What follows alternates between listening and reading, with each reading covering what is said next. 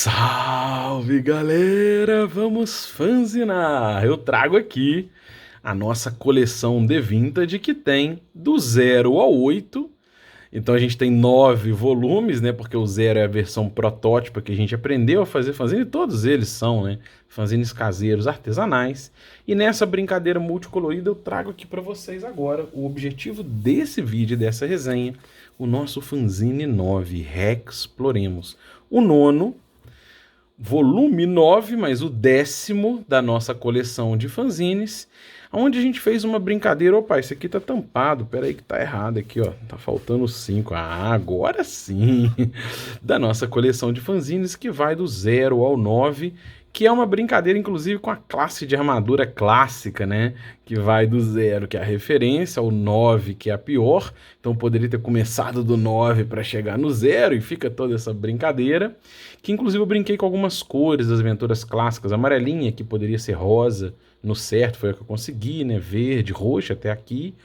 Inclusive aqui com uma brincadeira também, num conteúdo de Masmorreanoemos, um conteúdo de Dungeon Crawling, que é uma capa rosa, tá? Uma capa salmão clarinha, numa brincadeira com a capa magenta do Basic de 1981, que tem uma proposta de Dungeon Crawling, e a azul, Rexplorar, caixa azul, proposta de Hexcrawl. Então foram algumas brincadeiras, né, que eu apresentei. Talvez eu faça um vídeo resenhando as fanzines em geral. E nessa aqui, o conteúdo de Rexploração, em que ela se baseia, né? Ela traz, a primeira que traz um logo. Tá vendo aqui? Olha a evolução dos logos, que legal, né? Foi uma brincadeira também, né? O logo que o Yuri fez para nós. E esse aqui foi um logo que eu encomendei do Renan, mas ele não é o logo da fanzine. Então, ele é um logo que eu coloquei inclusive no canal. É mais um logo que eu brinco de vez em quando com os logos. Mas os créditos do conteúdo desta fanzine, tá? Então eu fiz todo o conteúdo, de onde saiu a ideia desse material para dar o crédito, né? Para contar um pouquinho. Eu comecei há mais de um ano a mestrar uma aventura com esse módulo aqui, ó, The Isle of Dread. E eu usei ele como pano de fundo, é uma campanha que eu mestro semanal para a galera, e com esse material no pano de fundo, a minha ideia era amadurecer o Hexcrawling que a gente faz na mesa. Então eu já apresentei vários conteúdos de Hexcrawling, a gente tem uma oficina aqui no canal, né, com uma série de vídeos sobre Hexcrawling, onde eu trouxe ideias de um amadurecimento do Hexcrawling que eu gosto, que eu tenho explorado em mesa, a partir de todo o XP, né? E aí, em cima disso, dessa experiência, eu trouxe a oficina que se converteu nesse material. Então eu fiz isso, minha autoria, minha revisão e minha diagramação, tudo eu que fiz. Então vale aqui já um convite para você que está lendo esse fanzine, para você deixar o feedback, né? O que faltou, o que não faltou, tem alguma coisa que passou e eu não vi, porque é uma produção artesanal e a gente pode ter cometido um ou outro deslize de texto, pode ter faltado um ponto que eu não percebi, né? E as ilustrações, ó, a capa é do Grande Castilho, e eu tenho que fazer um agradecimento muito legal ao grande Cássio Costa, porque foi uma parceria que eu fiquei extremamente satisfeito de ter feito, né? O Cássio chegou para mim pelo Instagram e falou: cara, eu acompanho o seu canal, eu acho maneira a ideia das fanzines, eu quero colaborar, como que eu faço? E aí, todo o fanzine, né, tirando artes que eu fiz de programas, né, como essa aqui, todas as artes do fanzine são do Cássio, né? Ele ilustrou o fanzine inteiro, por exemplo. Ó. Aqui na hora que a gente fala de terrenos, né? A arte de terrenos e terrenos difíceis. Eu coloco a graduação dos terrenos e terrenos difíceis. A arte dele, ó, para fechar a diagramação, né? E algumas artes, ó, por exemplo, na parte de visibilidade, né? Eu apresento o conteúdo de como eu abordo a visibilidade, parâmetros para você ter visibilidade distante, média, próxima, se você usar uma luneta. E aí ele trouxe uma arte, ó, ilustrando a visibilidade. Olha que legal. Aqui também é onde eu trago tempo atmosférico, né? Você pode ficar preso por uma chuva, alguma coisa assim. Aí ele traz a galera presa na caverna chovendo. Olha que massa, e muito, muito, muito legal as artes. Aqui, ó, a possibilidade de eventos místicos. Aí ele traz um meteoro saindo, um pus preto, né? Muito, muito, muito legal, cara. Então todas as artes são dele, tá? Olha lá, ó, todas as artes. Então muito legal a parceria. E eu adorei essa colaboração feita por ele. E aí eu comento aqui, ó, a coleção de fanzines de Vintage é fruto emergente da criação de conteúdo para Role Playing Game, com o objetivo de aprimorar a jogabilidade com o uso de ferramentas originais do RPG. E essa é a ideia, né? Como a gente fazer hex crawling, um hexplorar usando todo esse conteúdo que a gente abordou e aborda aqui no canal, que é a proposta de regras como ferramentas. Então eu não quero um guiar mecânico no meu hexplorar. Eu comento isso aqui no prólogo, né? Conto uma historinha sobre isso. Olha lá, o prólogo. E aí eu começo. Introdução. O que é hexplorar? Por que a gente vai fazer uma hexploração? A compatibilidade desse material, como começar, mapa, né? Como é que você deve ter para montar o seu mapa, estruturas e parâmetros, né? Olha, e essa diagramação, gente, fazendo um parênteses, né? Essa brincadeira que eu fiz também na diagramação já é um treinamento que eu quero feedback de vocês, porque eu estou aprendendo, né? Toda a coleção de fanzine eu fui aprendendo a fazer essa diagramação e eu estou chegando numa versão que provavelmente eu pretendo explorar no D20 de RPG. Então eu quero também o feedback de vocês sobre diagramação, tamanho. Não vou usar essa fonte. Essa fonte é do fanzine, né? Essa fonte é dessa coleção fanzine que eu usei em todos os fanzines. Mas eu vou usar essa diagramação ou alguma coisa amadurecida a partir daqui. Então eu quero o feedback de vocês, tá? Onde eu trago conteúdos, ó, a ideia de por que eu uso o hexágono nessa distância de 5 milhas, que é a escala clássica do D&D original, do Outdoor Survival, que eu trago como referência, que eu uso em mesa. Os tipos de terreno, coisas que eu abordo na oficina, olha lá. Os tipos de terreno em geral e o custo. O que seria esse custo aqui, ó? Então, eu comento isso aqui no texto. Isso é para você mestrar, não é para você ficar usando em mesa, falando disso. É para te dar parâmetros na hora de fazer uma gestão diegética do jogo, né?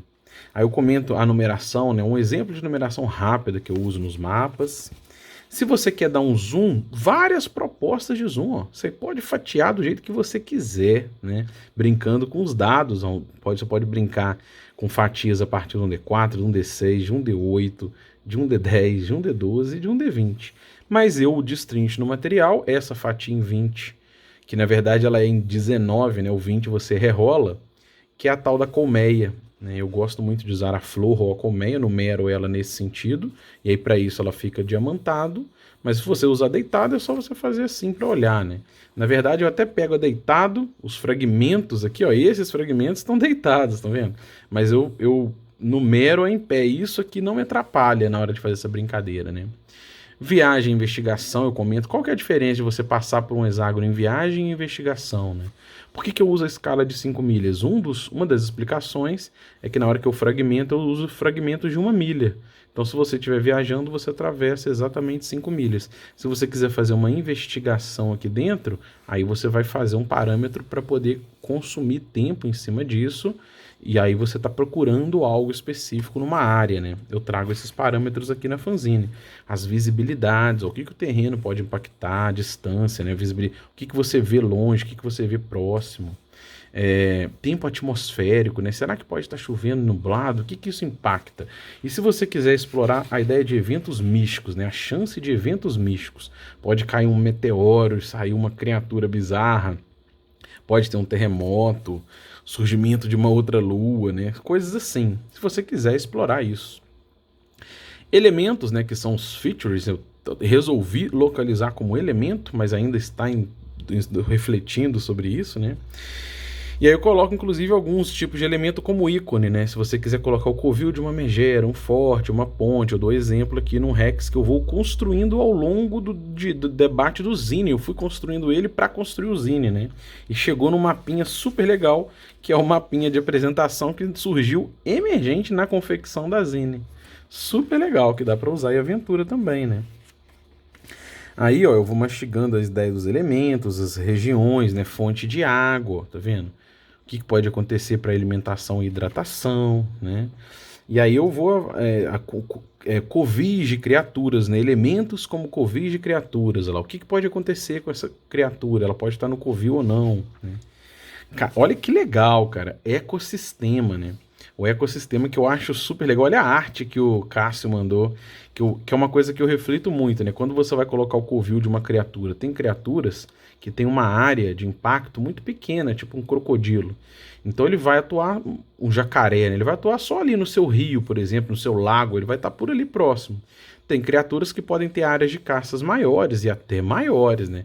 E isso vai te ajudar a montar uma tabela de encontro aleatória, pensar em área de influência. Isso eu gosto muito de explorar. Eu trago aqui uma resenha nesse texto falando disso, né? Como você abordar encontros aleatórios e como usar a tabela de encontros aleatórios para gerar covil, para gerar bioma, né? Eu coloco isso aqui.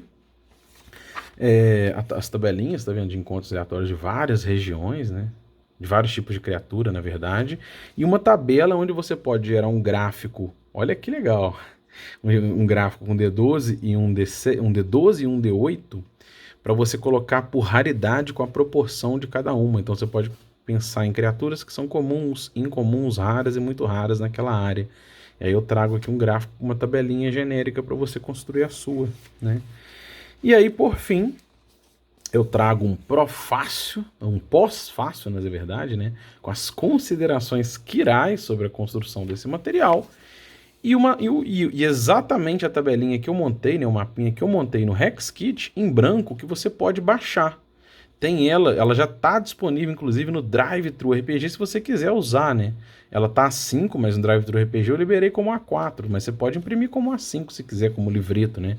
Ela já tem os parâmetros, ó, o norte, a escala de 5 milhas, a numeração para você ler cruzado de letras e números, numa coisinha de 14 por 12. Você pode usar menor, maior, eu só trago um exemplo.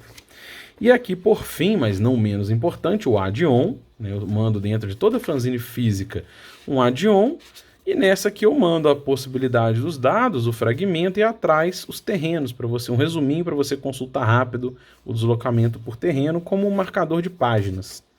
E é aqui, por fim, e não menos importante, né?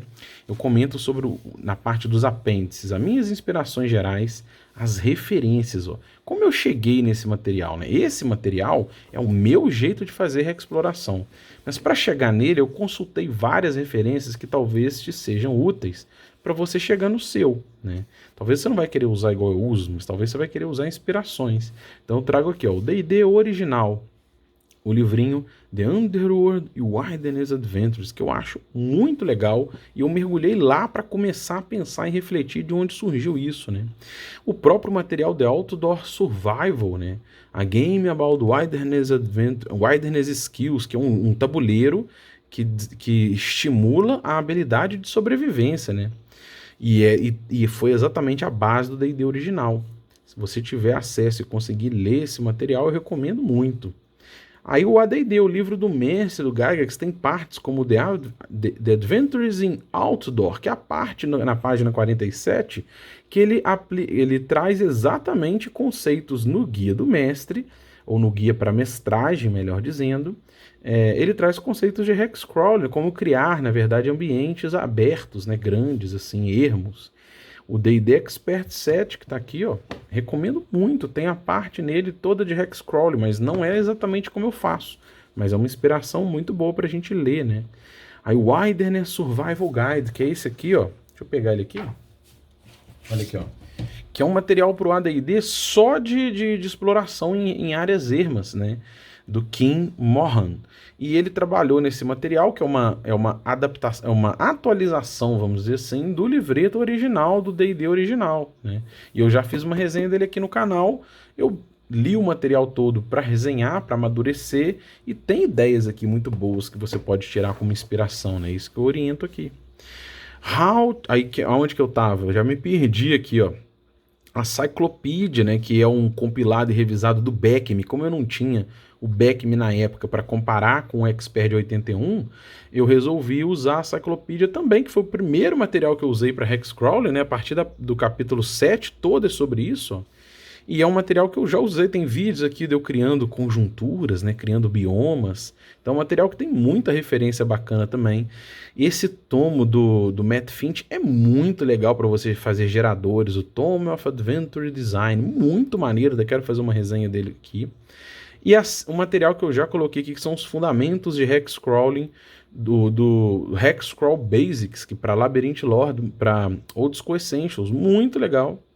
How to Hexcrawl também, muito legal, esse para Labyrinth Lord. E o blog de Alexandria, que eu acho muito, muito, muito bacana. Isso para reexploração na parte de leitura, tá? Aí eu trago para enclaves também na parte de leitura, porque eu comento aqui na parte de elementos sobre as dungeons. Só que esse material não aborda dungeon, mas e se você quiser transformar a sua dungeon numa masmorra, numa mega masmorra, numa ruína, como eu fazer um design de aventura? Eu trago referências aqui, várias muito boas, tá? Referências muito úteis. Para você construir mapa, esse material foi construído, né? Os mapinhas que eu montei aqui de Hexa, ó. Esses mapinhas eu usei um programa Hexkit Desktop App, mas você pode usar qualquer um, pode usar inclusive folha em branco se quiser. E aí eu trago aqui, ó, para ouvir ou assistir, tá? XPs que orienta eu acho meio ruim você autorreferenciar, né? Mas é uma chamada que eu fiz aqui sobre a oficina do Rex, que foi de onde eu fui trazendo conteúdo para chegar nesse material. Então aqui tem um código QR para você ir assistir a oficina se você não viu todos. Mas uma referência que eu poderia colocar aqui, porque eu coloquei só textos para você ler, é a referência do Café com Dungeon, uma série toda que o Balbi, esse código QR vai te levar para a série, para playlist específica de Hexcrawling. Tem vários episódios sobre isso lá do Café com Dungeon com o grande Rafael Balbi, que amadurece muito o Hexcrawling deles, né? E que é um XP super bacana. Eu já joguei na mesa deles, acho que umas 2 vezes lá do Biergoten, e ele amadurece muito o XP legal lá no Café com Dungeon. Oriento, tem aqui o código QR direto para lá. E aí, inspirações, né? Onde você pode buscar na literatura livros para você se inspirar nisso, né? O Senhor dos Anéis é sensacional, Cornwell, né, as Crônicas de Arthur, as Crônicas do Gelo e Fogo, Martin explora isso de fora a fora o tempo todo, né? Você tem no livro 4, por exemplo, um hexcrawling ali que eu vi a Brienne fazendo na minha cabeça, super legal, né? O Brandon também, a Arya, são vários elementos de hexcrawling que eu fico viajando ali. O Morco, né, o Elric, também tem na saga dele materiais que me fazem refletir sobre isso, e o próprio Conan, né? Os contos do Conan também me fazem. E se você quiser e não tem aí na mão todos os fanzines de Vintage, tá o código QR aqui direto para o Drive-Thru RPG para você adquirir, tá? Por fim, né, quer trocar a XP com a gente, aqui eu mando um link para minha árvore de links, um contato dos ilustradores, o Castilhão da capa e o Cássio do material. E é esse material que eu fico super feliz de considerar, de uma forma geral, encerrada a nossa coleção de Vintage, né? Ela se encerra, ela foi do 0 ao 9, poderia ser do 9 ao 0 nessa brincadeira. Ela se encerra com esses 10 materiais, né, numerados do 0 ao 9. E agora, perspectivas futuras, né? Eu já tenho amadurecido, já está fechado, na verdade, eu tenho que ver as partes burocráticas do primeiro livro que eu quero soltar como The Vintage RPG. Tudo isso desde lá do começo da pandemia, em que eu comecei a mergulhar no D&D original e buscar amadurecer o nosso RPG da mesa, né? Eu fiz um vídeo aqui sobre o meu OSR favorito, eu coloquei que era um amálgama de muitos produtos, e esse amálgama foi chegando num produto maduro, que é o nosso The Vintage RPG. É o RPG da nossa mesa, usando ferramentas clássicas, principalmente estruturadas no D&D original, ou adjacentes próximos, como o BX, como o Holmes, com o nosso olhar, né? Com o meu olhar sobre isso. O livreto 1 já está pronto. A gente só tem que ver como oficializar ele para a gente soltar junto com os fanzines, com esse material gratuito da nossa mesa. Se você quer pegar, ele já está disponível lá no Drive-Thru RPG para você ler. E é isso. Valeu, galera! Exploremos!